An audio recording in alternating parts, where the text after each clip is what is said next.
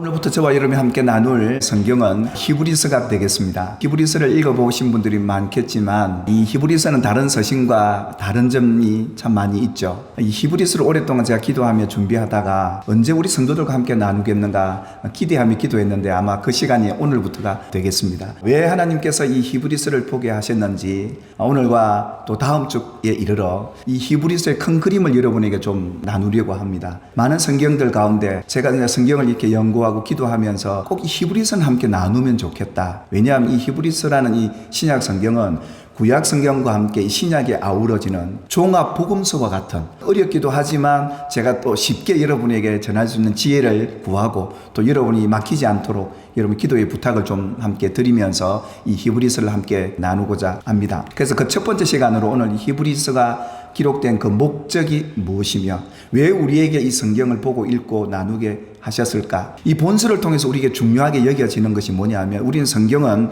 하나님의 감동으로 지은 책인 줄 믿습니다. 사람을 통해 기록한 책이지만 이 성경은 그 성경을 통해 하나님의 마음, 하나님의 뜻을 알 수 있는 아주 귀중한 책이 성경책 아니겠습니까? 그렇다면 이 히브리서를 기록한 원저자이신 하나님과 이 히브리서를 기록한 저자의 마음이 과연 어디에 있는가? 그것이 첫 번째 우리가 알아야 할 중요한 주제가 되겠습니다. 여러분 성경을 읽다 보면 이 히브리서의 특징을 우리가 살펴보게 되는데 보통 이 신약 성경에서 이 서신서 형식으로 편지 거래 형식을 우리가 함께 살펴보면 복음서도 마찬가지고 교회가 나타나 있습니다. 어느 교회 또 아니면 어떤 특별한 지역, 에베소 지역이면 에베소, 어느 성도들에게 보내는 그런 편지 글이었습니다. 그게 보통 특징적인 모습이었죠. 공통적인 모습이었습니다. 그런 일반적인 형식을 갖고 있는 이 서신서 형식과는 다른 그런 형식을 이 히브리서가 갖고 있고요. 또 특별히 뭐냐 하면 이 편지를 보내면 받는 사람이 정해져 있습니다. 그런데 이 히브리서에는 수신자가 확실히 정해져 있지 않다는 겁니다. 거기에 우리가 더 주의해서 봐야 될 하나의 특징이 뭐냐 하면 이 편지를 기록한 저자가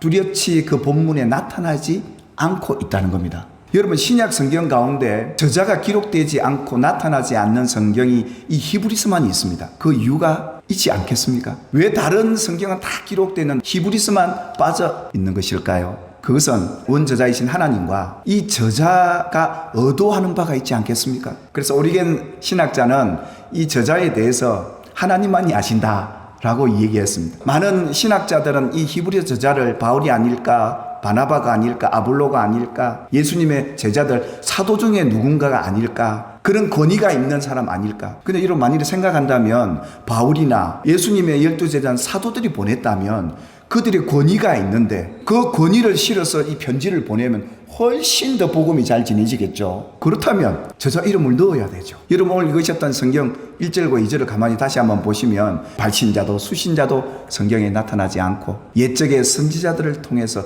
여러 부분과 여러 모양으로 우리 조상들에게 말씀하신 하나님이 이 모든 날 마지막 아들 예수를 통해서 말씀하신 이 내용이 히브리서의 가장 큰 주제이자 기록한 목적인데, 자 1절에 보시면 저자가 누구인가는 어느 정도는 알 수 있는 게 여러 부분과 여러 모양으로 우리 조상들에게 말씀하신 하나님이라고 그러니까 누구인가 모르겠지만 히브리 사람 중에 한 사람이겠다 추측해 볼 수 있고, 대상이 정해져 있지 않지만 분명히 이 편지를 받아 읽어야 될 사람들, 읽을 수 있는 사람들은 히브리 사람, 이스라엘 유대인들이다라는 것을 충분히는 알 수는 있습니다만은 이렇게 얘기하는 이유는 누군가 몰라야 된다 이 말입니다. 누군가 자기 이름을 거론하지 않을 이유는 이 이름에 대해서 뭔가 부정적인 생각을 갖고 있든지 받아들이고 싶지 않는 이름이면 그렇지 않겠습니까? 여러분이 성경을 읽다 보면 이제 사도행전을 여러분 읽으실 텐데 이 사도 바울이 누굽니까? 히브리 사람 아닙니까? 유대인 아닙니까? 근데 그가 복음 사역을 하면서 많은 사람을 만나지 않습니까? 그런데 유대인들이 이 사도 바울을 가장 미워합니다. 그래서 아시아에 있는 유대인들이요, 바울이 복음 전하는 이 로마까지 찾아와서 바울을 죽이려고 합니다. 자기 형제인데 이 유대인들이 바울이 가는 곳마다 바울을 죽이려고 쫓아옵니다. 바울이 이 얘기를 합니다.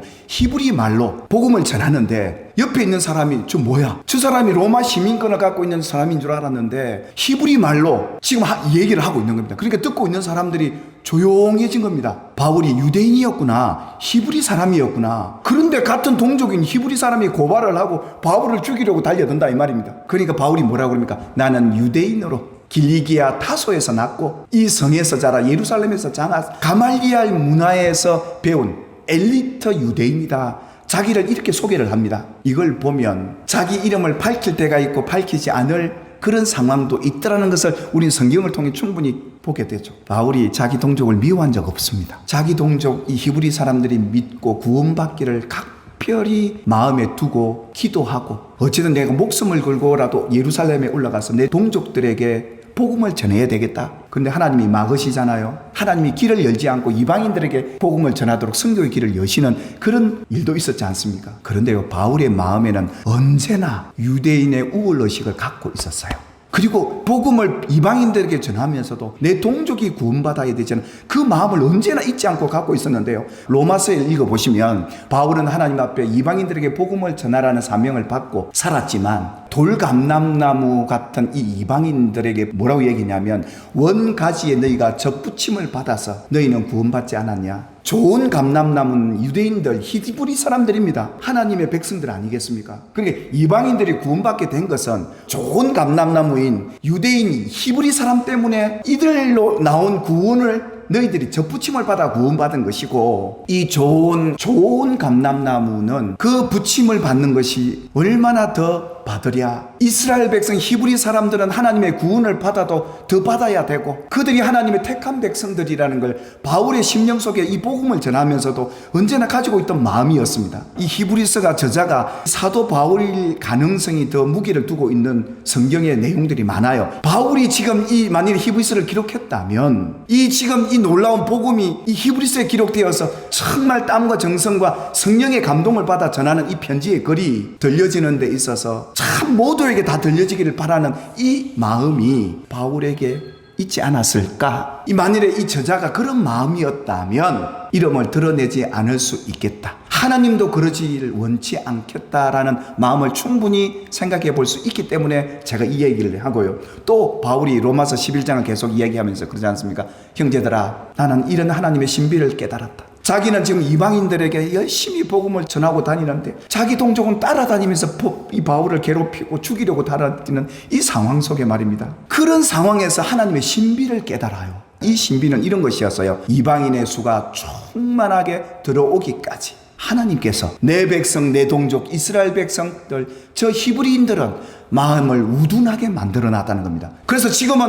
사도 바울이 전하는 복음을 들어야 될 대상이 이방인들이었는데 오히려 히브리 사람들은 마음이 우둔해가지고 완악하고 강팍해서 그 복음을 받아들이지 않고 누리지를 못하는 이 안타까운 모습을 바울이 깨달을 때마다 얼마나 마음이 아팠겠습니까? 그리하여 온 이스라엘이 구원을 받게 될 그 마음을 바울은 깨닫고 그 마음을 갖고 있었습니다. 그러니까 이 이스라엘 백성들이 구원을 언제 받을까? 가슴에 기대와 소망을 가진 사람 중에 한 사람이 누구였냐 하면 사도 바울이었다 이겁니다. 우리 민족 언제 구원받을까? 언제 예수에 대한 복음을 받아들이고 바른 믿음을 갖고 예수를 왜 믿어야 되고 어떻게 믿어야 되는 걸 이걸 가르쳐주고 싶은 열망이 히브리서 저자에게도 있었던 것처럼 바울에게도 있었더라라는 것을 충분히 헤아려 볼 수가 있습니다. 그렇다면 여러분, 이 서신의 저자를 나타내지 않는 이유에 대해서 여러분 궁금하지 않습니까? 이 히브리서 저자는 자기 이름을 빼서라도 자기 이름을 드러내지 않아도 복음만 전해진다면 내 동족에게 복음이 전해진다면 얼마나 좋을까? 이것이 하나님의 마음이었다는 겁니다. 할렐루야.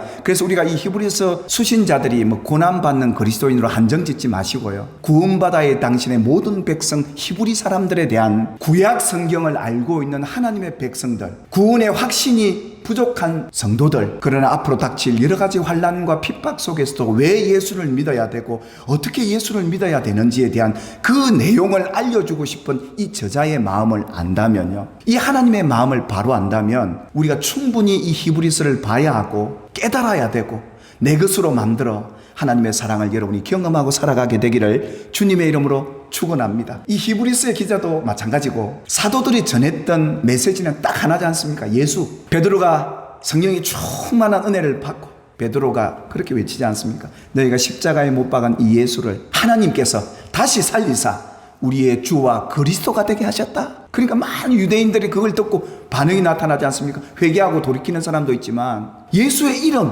이것이 퍼지지 못하도록 위협하면서 가르치지도 말라고 그들은 협박을 하고 복음을 전하는 예수를 전하는 이 사도들에게 이렇게 반응하지 않습니까? 그렇다면 예수 이름만 꺼내도 그들이 할렐루야 받는 게 아니라 그렇지 못할 경우도 많았고 누가 전하는가에 따라서 반응이 다르기에 이 사건을 두고도 보면 그 베드로에게 뭐라고 얘기합니까? 저 베드로 저 갈릴리에서 물고기 잡던 촌놈 학문 없는 범인으로 그들은 알고 있기에 그 저자가 누구인가를 아는 유대인들로서는 안 받아들이라 이겁니다. 바울에 대한 그들의 반응은 또 어땠느냐? 바울이 복음을 전하고 이렇게 할 때 미쳤다 이랬습니다. 아무리 바울이 배경이 좋고 출생이 좋고 뼛속부터 히브리 사람인데도 불구하고 복음을 전하는데 누가 듣겠냐 이 말. 제가 왜 이 얘기를 하느냐 하면 이 저자에 대한 얘기를 왜 하나님은 침묵하면서 이 복음이 전해지기를 원하시느냐 그 이유를 우리는 바로 알면 놀랍죠. 그래서 바울은 미쳤다고 베드로는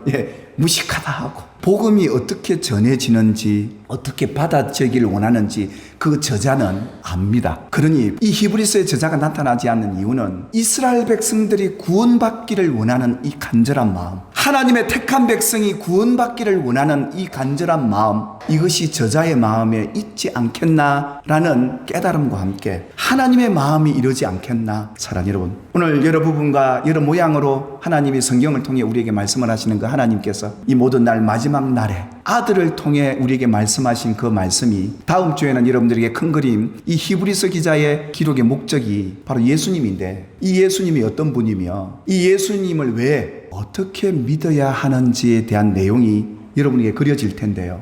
요나서 마지막 4장 11절에 보면 하나님이 그렇게 말씀하세요. 요나야, 내가 하물며 이 큰 성 니느웨 성에 사람이 12만 명이나 되고 가축도 많은데 내가 이들을 아끼지 않겠느냐. 여러분, 하나님의 사랑은 이런 거예요. 아무리 분별하지 못하는 니느웨 백성들도 이같이 아끼고 사랑하신다면 하나님의 택한 백성들 이렇게 완악해서 사도 바울도 그렇고 믿는 사람을 핍박하고 죽이려고 달려들이는 그들까지도 구원하시려는 이 하나님의 사랑을 깨닫는다면 우리 좀 부족하면 어떻습니까? 이 놀라운 사랑을 받은 저와 여러분들은요 얼마나 존귀하고 하나님이 아끼신 분이시겠습니까? 하나님은 오늘 이렇게 우리에게 구원을 주시고자 한 사람도 예외 없이 구원하시고자 하는 이런 저자의 간절한 마음을 갖고 있던 성경과 그렇게 이름 없이 빛 없이 우리에게 전해주었던 복음의 증거자들로 인해 하나님의 자녀가 되었음을 감사하며 사는 저와 여러분이 되시기를 주님의 이름으로 축원합니다.